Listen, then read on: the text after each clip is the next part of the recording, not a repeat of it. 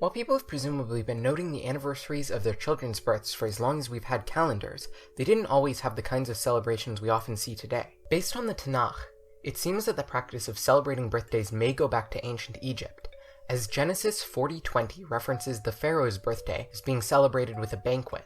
In traditional Judaism, the only birthday celebrations would be for a boy's 13th birthday, his bar mitzvah, and the mention of the pharaoh's birthday is the only one in the Tanakh, which would definitely suggest that this was indeed an Egyptian practice that they were recording. However, things might not be as cut and dry as they seem. This narrative probably would have taken place toward the end of the 2nd millennium BCE, but there's no other evidence of the Egyptians celebrating birthdays until well into the 1st millennium BCE.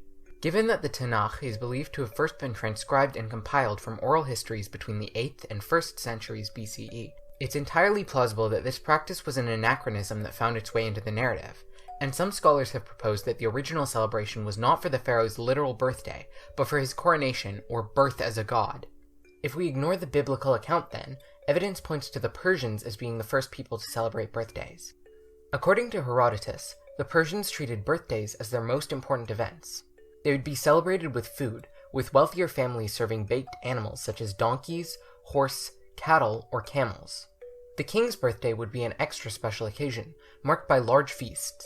Some scholars suggest that Persian influence after their 6th century BCE conquest of Egypt is also the origin of Egyptian birthday celebrations, tying back to the possible anachronism in the book of Genesis. Now, numerous unrelated cultures across the world have different types of birthday celebrations, but since I obviously can't cover all of them, this is where I'm going to hone in on the Western-style birthday celebrations that are now practiced across much of the world. We can trace many of our birthday celebrations to ancient Rome.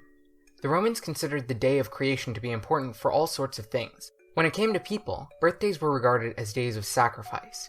Each person was considered to have their own personal genius, or guardian spirit, who provided them with a year's worth of protection in exchange for an annual sacrifice on their birthday. In addition to sacrifices, these events were marked with a few other rituals, including dressing in white, burning incense, and, more familiar to modern practices, gathering friends and making ritual cakes. Gifts were also given, but in contrast to today, the person having their birthday would give the most gifts to their guests, rather than the other way around. Birthday candles may have also started with the Greeks or Romans, but the details are fuzzy.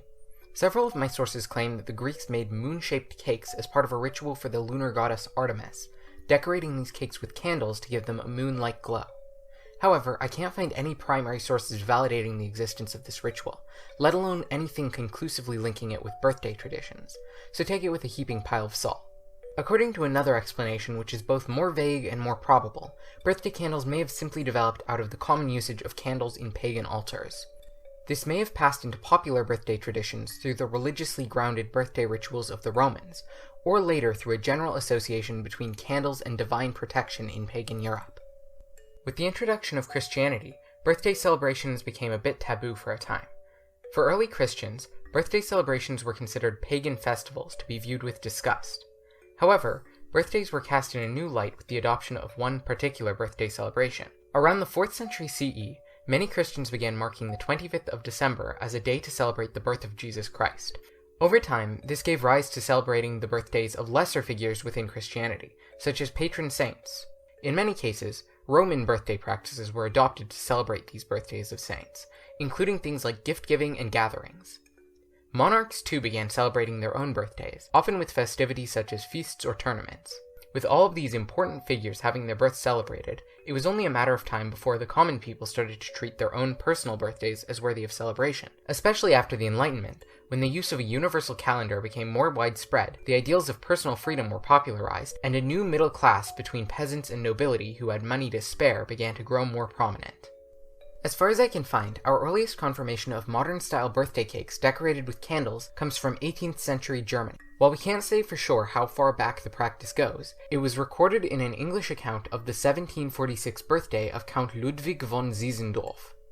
According to the author, there was a cake as large as any oven could be found to bake it, and holes made in the cake according to the years of the person's age, every one having a candle stuck into it, and one in the middle. According to one of my sources, this practice started with the German Kinderfest, or Children's Festival, in which children would be presented with gifts and a cake topped with a number of candles, one for each year of their life, plus one extra to grow on. A similar practice was recorded in Switzerland in the 1880s, with a number of candles equaling the person's age, and each being blown out one by one. According to another of my sources, the act of blowing all of the candles out at once while making a wish came from Kinderfest, but I can't find verification on this, so take it with a grain of salt. The Industrial Revolution enabled an increasing number of people to participate in these kinds of rituals, with mass production making it cheaper to get a decorated cake. By the 1920s in America, most of the traditions we associate with birthday parties had solidified. Among these was the iconic Happy Birthday song. Originally composed in the late 19th century by a kindergarten teacher named Patty Hill and her sister Mildred in Kentucky, the song was originally titled Good Morning to All, and was designed to be something easy for Patty's students to memorize. The modified lyrics first cropped up in print in 1912, and from there, the song became popular across the country and the world. Today, it's listed as the most widely recognized song in the English language. There are so many other practices associated with birthdays I could go into, but that covers the most popular ones I could think of. As you can see, some of these practices have long histories, while others are a bit more recent. It's always interesting to look into the history of mundane things that we often take for granted, where even something like birthday parties have a long and interesting history. If you want to learn more history like this, please like and subscribe. Thank you for watching everybody, and I will see you next time.